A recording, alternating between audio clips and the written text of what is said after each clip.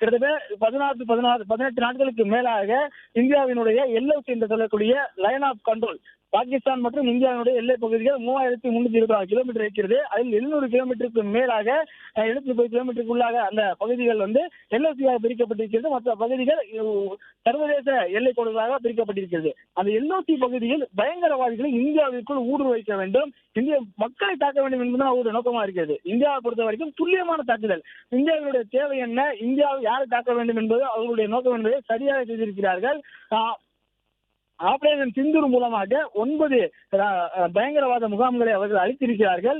அதன் பிறகாக அவர்கள் ஒரு ஆபரேஷன் என்கின்ற பெயரிலே இந்தியாவின் மீது தாக்குதல் தொடங்குகிறார்கள். பயங்கரவாதிகளை தாக்கினால் பாகிஸ்தானுக்கு என்ன பிரச்சனை என்கின்ற அந்த கேள்வியை சர்வதேச நாடுகள் எழுப்பக்கூடிய சூழலை இந்தியா தற்போது உருவாகியிருக்கிறது. அமெரிக்கா தலையிட்டு ஒரு ஒப்பந்தத்தை, அதாவது இந்தியாவிடமும் பேசினோம், பாகிஸ்தானிடமும் பேசினோம், அவர் இருவரும் ஒப்புக்கொண்டிருக்கிறார்கள். இருவரும் அந்த சீஸ்ஃபயர் என்கின்ற முறையை ஒத்திருக்கிறார்கள். அதாவது போர் நிறுத்தத்திற்கு ஒப்புக்கொண்டிருக்கிறார்கள். இருவரும் தாக்குதல் நடத்த மாட்டார்கள் என ஒப்புக்கொண்டிருக்கிறார்கள். அவர்களுக்கு வாழ்த்துக்கள் என அமெரிக்காவே சொல்லியிருக்கிறது. அமெரிக்க அதிபர் டொனால்டு ட்ரம்ப் அவருடைய அந்த செய்தியையும் வழங்கியிருந்தார். ஆனால் அதன் பிறகாக 5 மணிக்கு இந்த போர் நிறுத்த ஒப்பந்தம் பிறகாக அந்த கையெழுத்தானது 5 மணிக்கு பிறகு எவ்வித தாக்குதலும் இருக்காது, எவ்வித ஒரு துப்பாக்கி திட்டம் கூட கேட்காது என்கின்ற வகையில் தான் ஒப்பந்தம் கையெழுத்தாக இருந்தது.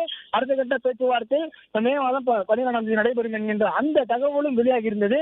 இந்திய ராணுவம் அதை ஒப்புக்கொண்டு அதிகாரப்பூர்வமாக வெளியுறவுத்துறை செயலர் தெரிவித்திருந்தார். அதே போல பாகிஸ்தானினுடைய வெளியுறவுத்துறை அமைச்சர் தெரிவித்திருந்தார். அவர் துணை பிரதமராக இருக்கிறார், அவரும் தெரிவித்திருந்தார். அதற்கு முன்பாகவே, அதாவது பாகிஸ்தான் இந்தியா இரு நாடுகளும் அறிவிப்பதற்கு முன்பாகவே, இந்த சந்திப்பு குறித்தான தகவலை தெரிவிப்பதற்கு முன்பாகவே முந்திக் கொண்டு அமெரிக்கா இந்த தகவலை வழங்கியிருந்தது. அதாவது இந்தியாவும் பாகிஸ்தானும் போர் நிறுத்த ஒப்பந்தத்திற்கு ஒப்புதல் தெரிவித்திருக்கிறார்கள், இருவரும் மாறி மாறி தாக்கிக் கொள்ள மாட்டார்கள், இதற்காக எங்களுடைய வாழ்த்துக்களை தெரிவித்துக் கொள்கிறோம் என்கின்ற தகவலை வழங்கியிருந்தது.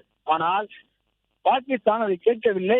தொடர்ச்சியாக ஜம்மு காஷ்மீரில் துப்பாக்கி சத்தமும் தோட்டாக்கள் சத்தமும் பீரங்கி குண்டுகளின் சத்தமுமே தொடர்ச்சியாக கேட்டுக் கொண்டிருக்கிறது. இந்த ஆர்டிலரி செல்லிங் என்கின்ற முறை 2013ஆம் ஆண்டு சீஸ்ஃபயர், அதாவது போர் நிறுத்த ஒப்பந்தம் கையெழுத்தாவதற்கு முன்பாக அடிக்கடி நடந்து கொண்டிருக்கிறது. குறிப்பாக இந்த ராணுவ வீரர்களிடம் நான் பேசும்போது சில தகவல்களை பெற முடிந்தது. பாகிஸ்தான் ராணுவ வீரர்கள் எப்பொழுதெல்லாம் அவங்களை சீண்டுவார்கள் என்றால், நள்ளிரவு 1 மணி 2 மணி நேரங்களில் வானை நோக்கி துப்பாக்கியில் சுட்டு நாங்கள் விழித்துக் கொண்டிருக்கிறோம் என்று சொல்வார்களாம். அதே நேரத்தில் இந்தியாவினுடைய பதில் தாக்குதல் அடுத்த வினாடியே இருக்கலாம். மீண்டும் இந்திய வீரர்களும் வானை நோக்கி துப்பாக்கியை சுட்டுக் கொண்டு நாங்களும் விழித்துக் கொண்டுதான் இருக்கிறோம் என்று சொல்வார்களாம். அதே நேரத்தில் பொதுமக்கள் இருக்கக்கூடிய பகுதிகளை பாகிஸ்தான் தொடர்ச்சியாக தாக்கிக் கொண்டே இருக்குமாம். அந்த நேரத்தில் பதிலடி தாக்குதல்களை மட்டும் அவர்களை நோக்கி இந்திய ராணுவத்தில் சொல்வார்களாம். இந்த மாதிரி ஆர்டிலரி செல்லிங் என்பது 2014ஆம் ஆண்டு வரை இருந்ததாம். அதன் பிறகாக சீஸ்ஃபயர் போர் நிறுத்த ஒப்பந்தம் கையெழுத்தான பிறகாக கண்மூடித்தனமாக இலக்குகளே இல்லாமல் குடியிருப்பு பகுதியில் நடத்தி அந்த விதியை தவிர்த்திருக்கிறது பாகிஸ்தான். ஆனால் பயங்கரவாதிகளை உருவாக்கி பயங்கரவாதிகளின் மூலமாக ஆண்டுக்கு 2 ஆண்டுக்கு 3 ஆண்டுக்கு ஒரு முறை இந்தியாவினுடைய எல்லை பகுதிகள் வந்து அங்க வந்திருக்கக்கூடிய அப்பாவி சிவிலியன், அதாவது பொதுமக்களை கொண்டு போகக்கூடிய பயங்கரவாதத்தை ஆதரிக்கக்கூடிய பாகிஸ்தான் எப்போதும் திருந்தாது. பாகிஸ்தான் ஏமாற்றம் என்கின்ற வகையில் தான் இந்த சிந்தூர் ஆபரேஷன் சிந்தூர் என்கின்ற அந்த செயல்பாட்டை தொடங்கியது இந்தியா. குறிப்பாக அவர்களுடைய போரினுடைய நுணுக்கம், அவருடைய இலக்கு என்பது அந்த ஆபரேஷன் சிந்தூர் ஆரம்பிக்கப்படும் போது பயங்கரவாத அமைப்புகளை அழிப்பது மட்டும்தான் நோக்கம். சர்வதேச அளவிலாக பயங்கரவாதிகளுக்கு எதிராக இந்தியாவுடைய நிலையான சிறத்தன்மையை வெளிப்படுத்தும் என்கின்ற வகையில் தான் பிரதமர் நரேந்திர மோடி அவர்கள் தெரிவித்திருந்தார்கள். அதன்படிதான் இந்தியா செயல்படுகிறது என்கின்ற வகையில் தான் 9 பயங்கரவாத முகாம்களை அளித்தார்கள். டாப் 5 ஹிட்லிஸ்டில் இருக்கக்கூடிய 5 அதில் இருந்திருப்பதாக இன்றைய தகவல், அதிகாரப்பூர்வ தகவல் அவர்களுடைய புகைப்படங்களுடன் வெளியாகி இருக்கிறது. ஆனாலும் பாகிஸ்தானுக்கான அந்த போர் நிறுத்த ஒப்பந்தத்திற்கு ஒத்துழைப்பு கொடுத்திருக்கிறது இந்தியா. தாக்குதல் நடந்தால் அந்த பகுதியில் பெரும் பாதிப்பு ஏற்படும். இந்தியா பகுதியில் சிறிய அளவிலான சேதங்கள் தான் ஏற்படும். ஆனால் சிறிய அளவிலான சேதங்கள் நடக்கக்கூடாது, அந்த பகுதியிலும் பொதுமக்கள் அப்பாவி சிவிலியன்ஸ் பாதிக்கக்கூடாது என்பதன் காரணமாக இந்தியா போர் நிறுத்த ஒப்பந்தத்தில் கையெழுத்திருக்கிறது. ஆனாலும் பயங்கரவாதத்திற்கு எதிராக இந்தியாவினுடைய நிலைப்பாடு தொடரும் என இந்தியாவுடைய வெளியுறவுத்துறை அமைச்சர் ஜெய்சங்கர் தெரிவித்திருந்தார். ஆனால் பாகிஸ்தானுடைய அறிவிப்பை பொறுத்த வரைக்கும் பாகிஸ்தானுடைய இறையாண்மையை பாதிக்காத வகையில் தான் இந்த முடிவு எடுக்கப்பட்டிருப்பதாக அவர்கள் தெரிவித்திருந்தார்கள். ஆனாலும் அவருடைய இறையாண்மை என்கின்ற அந்த ஒப்பந்தத்தில் கையெழுத்திடப்பட்டிருக்கக்கூடிய அந்த கடமைகள் எல்லாம் மீறி இந்தியாவினுடைய ஜம்மு காஷ்மீர் எல்லை பகுதிகளிலும் பஞ்சாப் பகுதிகளிலும் ராஜஸ்தான் எல்லை பகுதிகளிலும் இருக்கக்கூடிய நகரங்களை நோக்கி ட்ரோன்களையும் ஏவுகணைகளையும் அவர்கள் வீசிக்கொண்டே இருக்கிறார்கள்.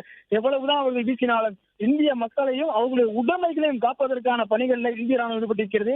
இந்தியாவினுடைய வான் பாதுகாப்பு அமைப்பை பொறுத்த வரைக்கும் இந்தியாவுடைய ராணுவ படையினர் விமானப்படையினர் இருவரும் இணைந்து கூட்டு முயற்சியாக ஒரு 100% வான்வெளி பாதுகாப்பு அமைப்பை உருவாக்கி இருக்கிறார்கள். எல்லையை நோக்கி வரக்கூடிய அந்த எந்த விதமான கருவியாக இருந்தாலும் சரி, அதாவது இந்த எல்லை போர் விமானங்களாக இருந்தாலும் சரி, ஏவுகணைகளாக இருந்தாலும் சரி, ட்ரோன்களாக இருந்தாலும் சரி, 2 அடுக்கு வான் பாதுகாப்பு கவசத்தை உருவாக்கி இருக்கிறார்கள்.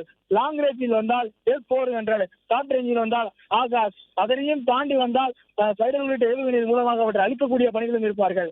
இன்று காலையில் டெல்லியை நோக்கி முதல் தாக்குதல் முயற்சியை பாகிஸ்தான் மேற்கொண்டிருப்பதாக தகவல் கிடைத்தது. இன்று மாலையில் இந்த போர் பதற்றம் முற்றிருக்கக்கூடிய நிலையில இது போராக மாறும். இன்றைய மாலை செய்தியாளர்களுக்கு இது போராக அறிவிக்கப்படும் என்கின்ற தகவல் வெளியாகிறது. போர் 3 என்கின்ற தகவலுக்காக காத்திருந்தோம்.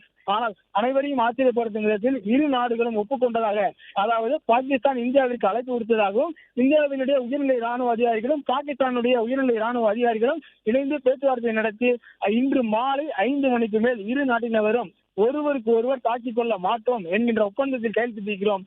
அடுத்த கட்ட பேச்சுவார்த்தை 12ஆம் தேதி நடைபெறும், வருகின்ற 12ஆம் தேதி நடைபெறும் என்கின்ற அந்த ஒப்பந்தத்தில் தான் கையெழுத்திட்டிருந்தார்கள்.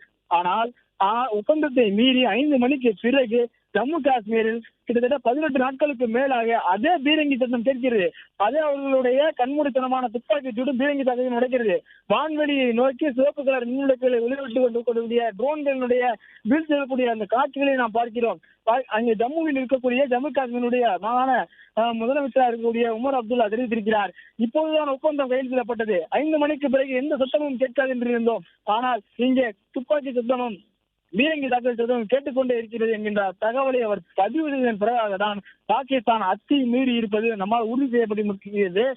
குறிப்பாக இந்த ராஜஸ்தான் மாநிலங்கள் மற்றும் ஹரியானா பகுதிகளில் எல்லாம் அவர்களுடைய தாக்குதல் என்பது அதிகமாக முயற்சி செய்து கொண்டே இருக்கிறார்கள். கிட்டத்தட்ட இந்தியாவினுடைய எல்லை ஓரம் இருக்கக்கூடிய மாநிலங்கள்ல 24 நகரங்கள் அவர்களுடைய டார்கெட்டாக இருக்கிறது. அந்த 24 நகரங்களை பொறுத்த வரைக்கும் இந்தியாவினுடைய ஏர்போர்ட்ஸ் அந்த ராணுவ மையங்கள் இருக்கக்கூடிய பகுதிகள் மற்றும் டொமஸ்டிக் ஏர்போர்ட் இருக்கக்கூடிய பகுதிகளை பொறுத்த வரைக்கும் அங்கும் இந்தியாவுடைய விமானப்படை கைப்பற்றியிருக்கிறது. அவர்களுடைய கைவசத்தில் தான் டொமஸ்டிக் ஏர்போர்ட்டும் இருக்கிறது. அந்த பகுதியில் இருந்து எளிதாக துல்லியமான தாக்குதலை தகர்த்து அளிக்க முடியும். இந்தியாவினுடைய நோக்கம் இதுவரைக்கும் நம்முடைய மக்களின் உயிரையும் உடைமைகளையும் காப்பது மட்டும்தான், இவர்களுக்கான நம்பிக்கை கொடுப்பது மட்டும்தான். 2வது கட்டமாக தான் பாகிஸ்தான் மீதான தாக்குதலை வைத்திருந்தார்கள். ஆனால் பாகிஸ்தானுடைய இந்த ஒப்பந்த மீறல் என்பது இந்தியாவில் மீண்டும் நடவடிக்கையாக பார்க்கப்படுகிறது. கிட்டத்தட்ட இன்று காலை நாம் ஒரு தகவலை பார்த்திருந்தோம். பாகிஸ்தானினுடைய தளபதியாக இருக்கக்கூடிய ராணுவ தளபதியாக இருந்த ஒருவர், ஓய்வு பெற்றிருக்கக்கூடிய ஒருவர் ஒரு கருத்தை பதிவு செய்திருக்கிறார். கிட்டத்தட்ட 14 பேருக்கு மேலாக வீரர்கள் இந்தியாவினுடைய படைகளில் இருக்கிறார்கள். ஆனால் வெறும் 6 லட்சம் வீரர்கள் மட்டுமே பாகிஸ்தான் படையில் இருக்கிறார்கள்.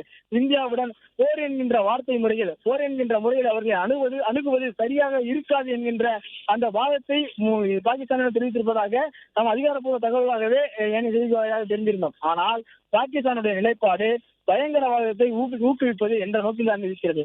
மற்ற நாடுகள் எல்லாம் பொருளாதார ரீதியாக வளர வேண்டும் என்றால் உற்பத்தி பொருளாதாரம், சந்தை பொருளாதாரம் என்று அவர்களுடைய நிலைப்பாடுகளை கொண்டிருப்பார்கள். ஆனால் பாகிஸ்தானை பொறுத்த வரைக்கும் இன்டர்நேஷனல் லெவல் டெரரிசம் என்கின்ற மார்க்கெட்டிங்கை வளர்த்து இருக்கக்கூடிய ஒரு நாடாக பாகிஸ்தான் இருந்திருக்கிறது. அதற்காகத்தான் அண்டை நாடாக இருந்தாலும், நம்மிலிருந்து பிரிந்து சென்ற நாடாக இருந்தாலும் பாகிஸ்தான் மீதான இந்த வெறுப்பு நிலையை சர்வதேச அளவில் உருவாக்கி இருக்கிறது. தீவிரவாதத்திற்கான ஆதரவையும் பயங்கரவாதத்திற்கான ஆதரவையும் பாகிஸ்தான் தொடர்ச்சியாக வழங்கிக் கொண்டே இருப்பதாக உலக நாடுகள் குற்றம் சாட்டியிருக்கிறது. அமெரிக்காவில் இருக்கக்கூடிய அந்த தலைகள் கூட இங்கே பாகிஸ்தானில் இறங்கி தீவிரவாதி அளித்திருக்கக்கூடிய அந்த செய்திகள் எல்லாம் நாம் கேட்டிருக்கிறோம். ஆனால் அதுபோன்று பல்வேறு சர்வதேசமாக இருக்கக்கூடிய நாடுகள், அமைப்புகள் எல்லாமே பாகிஸ்தான் தீவிரவாதிகளால் பாதிக்கப்பட்டிருக்கிறார்கள், அவருடைய பயங்கரவாதிகளால் பாதிக்கப்பட்டிருக்கிறார்கள். அந்த வகையில் தான் உலக நாடுகளுக்காக, சர்வதேச அமைப்புகளுக்காக, இந்த உலகம் அமைதியாக இருக்க வேண்டும் என்பதற்காக பயங்கரவாதத்துக்கு எதிராக இந்தியா போர் தொடுத்திருக்கிறது என்ற வகையில் தான் இந்தியா பாகிஸ்தான் மீது என்று சொல்லக்கூடாது, பயங்கரவாதம் மீதான ஒரு தாக்குதலை நடத்தி கொண்டிருக்கிறது. அதுதான் ஆபரேஷன் சிந்தூர் என்று சொல்லி 9 பயங்கரவாத முகாம்களை அழைத்து வீட்லிஸ்டில் இருக்கக்கூடிய 5 தீவிரவாதிகளை கொண்டிருப்பதற்கான அதிகாரப்பூர்வ அறிவிப்புகள் வந்திருக்கிறது. ஆனால் பயங்கரவாதிகள் இறந்த பிறகும் பயங்கரவாதிகளுக்கான இறுதி சடங்கில் பாகிஸ்தான் ராணுவமும் பாகிஸ்தான் அரசும் பாகிஸ்தானுடைய உளவு அமைப்பான ISI என்கின்ற அமைப்பும் இணைந்து அவர்களுக்கான இறுதி அஞ்சலியை செலுத்தி தோளில் சுமந்து கொண்டு அவர்களுக்கான இறுதி காரியங்களை செய்திருக்கிறார்கள். பயங்கரவாதிகளை ஆதரிக்கக்கூடிய ஒரு நாடு, சர்வதேச நாடுகளுக்கு அச்சுறுத்தல் ஏற்படுத்துகிற ஒரு நாடு, பயங்கரவாதிகளை கூலிப்படைகள் போல போர் நேரங்களில் பயன்படுத்துகிற ஒரு நாடு எப்படி இந்த ஓய்விற்கு அமைதியை கொடுக்க முடியும் என்கின்ற கேள்வியை முன்வைத்துதான் இந்தியா தாக்குதலை நடத்தியிருக்கிறது. ஆனால் இதுவரைக்கும் தடுத்துக் கொண்டிருந்த இந்தியா இனிமேல் தாக்க ஆரம்பிக்கும் என்கின்ற நோக்கில்தான் இந்திய எல்லை பாதுகாப்பு படை வீரர்கள் இன்று காலையிலேயே சியால்கோட் பகுதியில் தாக்குதல் நடத்தியிருந்தார்கள். டெல்லியை நோக்கி அவர்கள் அனுப்பிய அந்த பேட்டா என்கின்ற ஏவுகணை தடுத்து அளிக்கப்பட்டிருப்பதை காட்டும். ஆனால் இன்று மாலைக்கு பிறகு இந்தியாவினுடைய வியூகம் வேற மாதிரியாக இருக்கும். பாகிஸ்தான் மீதான தாக்குதல் என்பது அதிகப்படியாக இருக்கும், உக்கிரமானதாக இருக்கும் என்கிற வகையில் நாம் பேசிக் கொண்டிருந்தோம்.